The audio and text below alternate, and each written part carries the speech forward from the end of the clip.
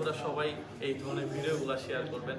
সবার জন্য শুভকামনা, আপনাদের সবার জন্য শুভকামনা যারা অর্থ দিয়ে সহায়তা করছেন, যারা জমি তেলাওয়াত করতেছিল। সত্য কথা বলতে আমার ভিতরটা একেবারে কাঁপাকাঁপি শুরু হয়ে গেছে, যে মানে মনে হচ্ছিল যে অনেক বড় কিছু করে ফেলছি। হয়তো পৃথিবী ধ্বংস হওয়ার আগ পর্যন্ত কেউ না কেউ আবার এই মসজিদে দায়িত্ব নেবে, কেউ রং করবে, হ্যাঁ, কেউ আবার ফ্যান নষ্ট হয়ে গেলে ফ্যান লাগাবে, কিন্তু এই মসজিদ তো আর শেষ হবে না। হ্যাঁ, যারা অর্থ দিয়ে সহায়তা করছে, পাশাপাশি এই যে আমাদের আপনাদের যাদের শ্রম ছিল, সবাই একটা সোয়াব কিন্তু একবারে মৃত্যুর আগ পর্যন্ত পাবেন, মৃত্যুর পরেও পাবেন আপনারা।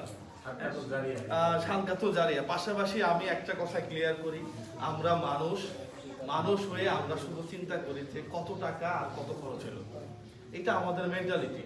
আমি একেবারে ওপেন বলি, এই মসজিদের যত টাকা মামা জানে, সব টাকা আমার মার কাছে ছিল। মানে আমি নিজে কোনোদিন টাকাও ধরিনি। পাশাপাশি আমাকে সারা বাংলাদেশে অনেকেই চিনে, আপনারা জানেন। লাস্ট 15-20 দিনে 1,20,00,000 টাকা মানুষে দিচ্ছি। কত 1,20,00,000 টাকা মানুষকে সহায়তা তুলে দিচ্ছি। কেউ বলতে পারে নাই জুয়েল ভাই আমার কাছে এক কাপ চা খেয়েছে। আমি বুঝাইতে পারছি।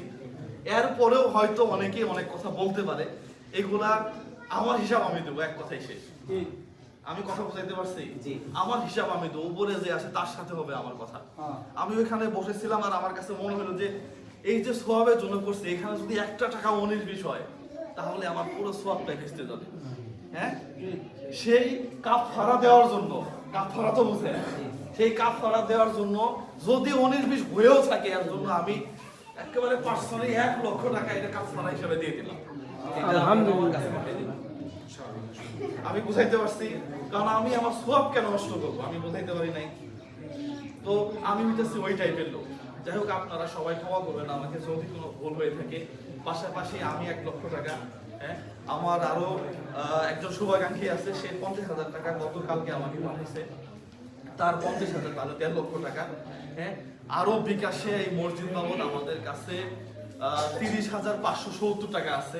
হ্যাঁ, আজাদ মোহাম্মদ 10,000, তো মোটামুটি প্রায় 2 লক্ষ টাকার কাছাকাছি আমাদের কাছে চলে আসছে। হ্যাঁ, তো আমরা সামনের কাজ সহ ওই বাউন্ডারি ওইটা থেকে এইটা একবারে করে ফেলবো। মানে বারবার ইট নিয়ে আসবো না। আপনি তো জানেন যে একটা ইট নিয়ে আসতে গেলে কত টাকা খরচ, সেটা বাজেট করছিলাম তার চেয়ে অনেক বেশি খরচ হয়ে গেছে আমাদের। তো আপনারা সবাই আমাদের জন্য দোয়া করবেন, পাশাপাশি যারা অর্থ দিয়ে সহায়তা করছে তাদের জন্য দোয়া করবেন। আর আমি আবারও বলতেছি যে আমার মা সহ আমরা যদি কোনো ভুল করে থাকি, আপনারা ক্ষমা করে দিবেন, একবারে ক্ষমা করে দিবেন। আর প্রিয় বন্ধুরা, যারা এই ভিডিওটা দেশ বিদেশ থেকে যারা দেখছেন, সবাই সাথে ছিলেন, আর একটু সাথে থাকবেন।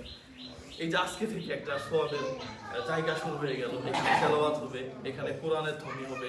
হ্যাঁ, পার্সোনালি আমার হুজুরকে ভালো লাগছে, উনি যেভাবে সুন্দরভাবে আপনাদেরকে বোঝাইতেছিল বিভিন্ন হাদিস। হ্যাঁ, আমার কাছে পার্সোনালি ভালো লাগছে আর কি। যাক, এখান থেকে আপনি আপনার সর্বোচ্চ দিয়ে মানুষকে দিয়ে শিক্ষা দিবেন। মসজিদ থেকে তো আমরা সবকিছু শিখি। হ্যাঁ, সবার জন্য শুভকামনা, মামা সহ আরো যারা কষ্ট করছেন, অনেকেই তো চিনি না। আচ্ছা, সবই হবে ইনশাল্লাহ, এখন আস্তে আস্তে সবই হবে, একটু সময় দিতে হবে আর কি। আর আমি তো এই এলাকারই, হ্যাঁ, আমি আমার মতো করেও আমি আসবো, এটা আমার আবেগের জায়গা। হ্যাঁ, এটা এই মসজিদটা টিকে থাকা আমার ভালো লাগবে। প্রিয় বন্ধুরা, সবাই এই ধরনের ভিডিওগুলো শেয়ার করবেন।